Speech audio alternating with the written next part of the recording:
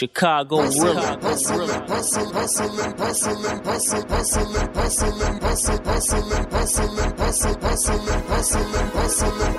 money, yeah. Get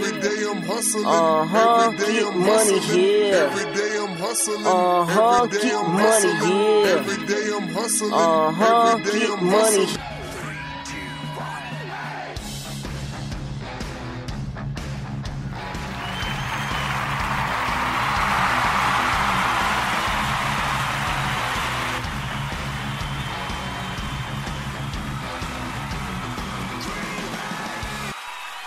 Welcome everybody to another live edition of First and Goal with me, your founder and producer, Jay in the UP, and your host with the most, Dave.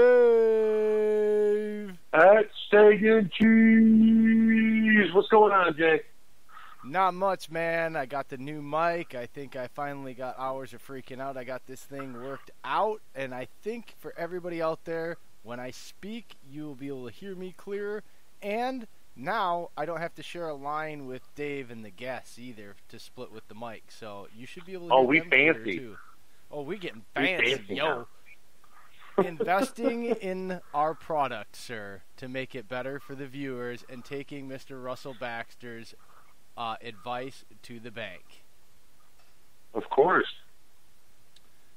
All right, Dave, so right away, I got some updates. We have Tom Grossi tonight, so we're going to get right to it, and we're going to hit up on the news updates. So go ahead, Dave. News updates. Man, there's one update that I just had to get off my chest that sent me through a whirlwind of emotions, and I can't believe that I saw it today. It is Brett Favre on his Instagram coming out saying he was going to return in 2020. And it sent everyone to a shockwave. It sent everyone into this, oh my God, oh, what's everyone going to do? Oh my God. And the next thing you know, bam, just gone ahead and disappeared after 20 minutes. So, I had a feeling it was either hacked or, hey, maybe old Brett was playing one last joke on all the Packer fans because he liked doing that when he was playing, and I didn't expect it because I actually called you the other day. I'm like, hey, did you see this? Brett just said he's going to come back, and next thing you know, it was gone. By the time I called you back, it was just gone. I instantly texted my ESPN Milwaukee insider, and he basically confirmed right away that he figured Brett was doing a pull your leg because he did make an appearance on the Wildy and Tell show today for an hour. If you want to go back and try to check that out, it was interesting. Well, it's just like everyone was losing their minds, and then Aaron Nagler was yelling at everyone because everyone was being negative, apparently. I was just laughing my butt off because, I mean, we all realistically, what's he going to do? If he did decide to come back, I mean, it's not like he'd come back and take over for Rodgers. I saw a couple Packers fans be like, yeah, he'd come back and take the job. What? Like, it's been 5 years since he's been the tight end, hasn't it? I'm like, that's just ridiculous. That just kind of blew my mind a little bit. And like, Aaron kind of given everything to this damn franchise, and it just wants to go ahead and people are just saying, oh, no, nothing. But moving on, I actually have another update that coincides with the Packers. A lot of stuff has come out now about with LaFleur and Rodgers butting heads. I can tell you right now, Chief Heads, it's not butting heads. It is clearly just a thing of a wrinkle to work out between those two. They're both high IQ individuals. They both want to have control of the offense in their own way. I can't see that relationship going bad. Rodgers already said he loves the offense and the style of it. It's just the fact of him getting control. And I'm going to say this right away. this is something we kind of touched base on, and later it got into Twitter, right? Remember this conversation? Oh, God, and yeah. it goes back to install.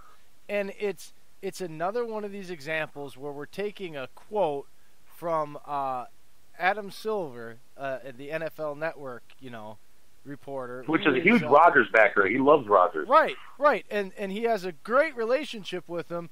And then people are taking this one small comment that if you read the whole thing and actually read the whole article and everything that he had to say, it kind of takes the bite out of this negative hot take that people are running with, if you know what I mean, Dave.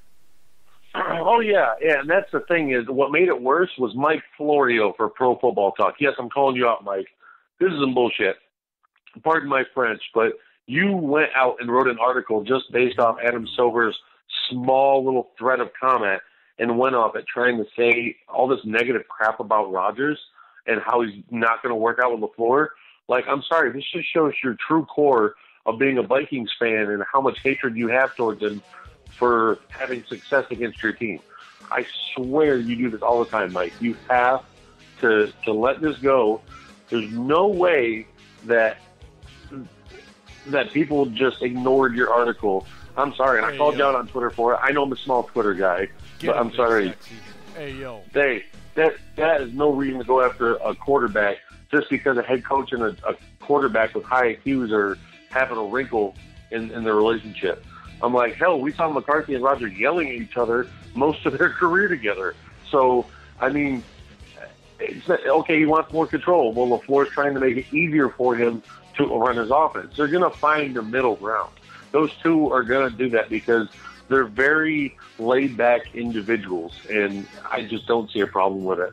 The people like Mike Florio were causing more problems and trying to get more action in their Twitter media and their Pro Football Talk website just to gain some clout, and it just backfired in their face. So, Mike Florio, Florio. No freaking. I'm sorry, I can't stand you. You never have. God, and everyone's like, "Oh yeah, I'm starting his own company." Examples. So what? Yeah, but it's another one of those examples where it's a very, very smart individual who knows what he's doing and goes out of his way to do it anyway. But at the same time, well, he's but look, I respect him, and as much as they irritate me for their hot takes and because of their personal issues with Rodgers, right? They're still very intelligent and very good at what they do, and I still listen and try to learn from them as much as I can, if you know what I'm saying, Dave, because look, they are smart guys. They didn't get to where they're going without their art, but that doesn't mean that everything they say is actually coming from an actual place of, I don't know, like having anything to stand on, I guess, in layman's terms. Well, that's a perfect example. Florio took a whole article and built it off of one sentence from Adam Silver. That's it. Just one little sentence. And he just made a whole article out of it bashing Rodgers. Like, you can tell how much he hates him because of the fact that he's owned his Vikings team in his whole career. Like, I'm sorry. That's just, I understand the Vikings. But, hey, anyways, guys, enough of that. Mike, I'll be with you later. We can have you on as a guest, and we're going to go at it. We got our guest coming on. We're going to get a hold of him and get him on. Mr. Tom Grossi, the famous Packer comedian. All right, folks, just let's get him on, okay?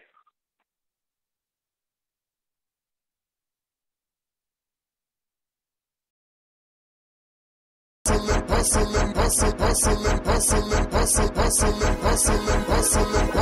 money, yeah. Get money, yeah. Get money, yeah. Get money, yeah.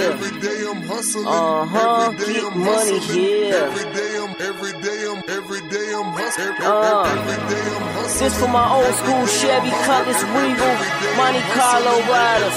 Turn the bass knob up, let the W7 slam the trunk off. Brain hustler, bump J. I can't stand to see my son cry, I'm keeping him fed. See him up before the sunrise and I sleep when I'm dead. My baby mama cousin coming in from out of town. He want a couple bricks and 100 grams of brown. What's wrong with this fool? You ain't my family clown. My baby mama riding with me. We laying his ass down. It's best to go back to where you came from. Tell your auntie if she love him, come and get your cousin. Boy, I change you. I got a business line. Summer, fall, or winter time. I'm racing for the money and I think I see the finish line. I feed my goons, but a bitch won't get a cent of mine. Chickens on the table and tell my niggas it's dinner time. The way a nigga grind, I can't help but to win. You youngins wanna get money, better fuck with him. Every day I'm hustling, every day I'm hustling, every day I'm hustling, every day I'm hustling. Getting money around here, man. We getting money around here, yeah. Getting money And we are around here, back man. from break, because you know what, we're always hustling. We're joined today now by Mr. Tom Grossi.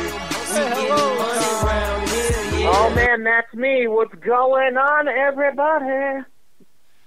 And, The Packer famous comedian is here. yes, we are Famous glad is to such have a you, loose Tom. term now. No, it's not. We take pride in putting that on.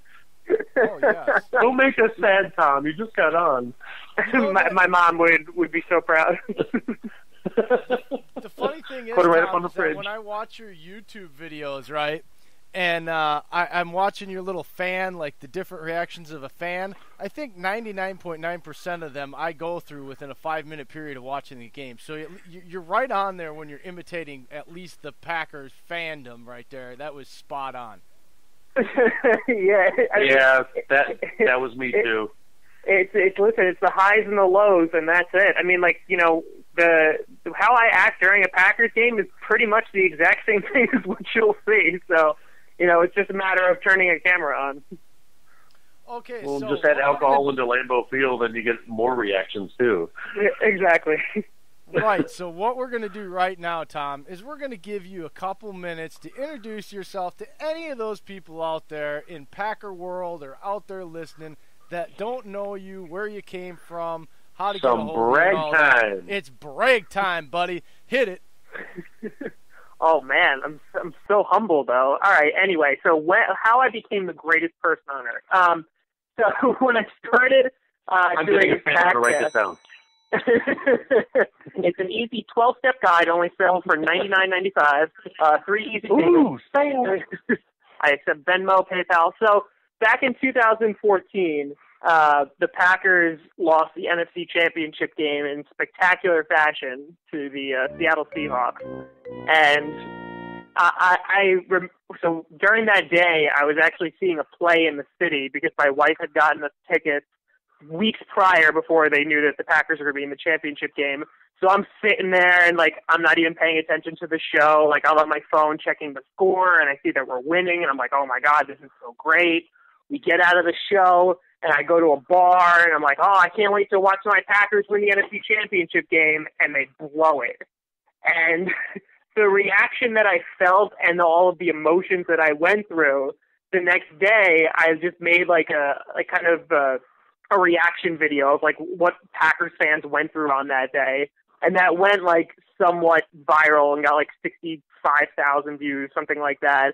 And I had Packers fans that were just like, oh my God, like this is what I just went through. Like you should do more Packers stuff. And it was at that point I was like, all right, well, you know what, let me start a podcast. But as we all know, everybody and their mother has a podcast now. And so I wanted it to be slightly different. And so every week that during the regular season, I bring on fans from the opposing team that we're about to play. And we've been rocking and rolling with that. We've been on YouTube now for about 2.5 to 3 years. This is coming into our 5th season, and things have gone real well. Sir, we asked you to brag, not to show off, okay? I'm so sorry. I was too boasting. I knew it. As soon as I said I did this one thing that one time, I knew I went too far. No, Well, I watched that's the reaction okay, video because Dave too. goes too far about 90 times his show, so, you know, you're fitting right in with the rest of us here. I'm tiptoeing the line. Jay, you know I'm here on the show, right? Like I'm here. God. Oh, I like, thought I even had the my hurt mic muted. again. I'm sorry. I didn't. That might have been out loud. Oops, my bad.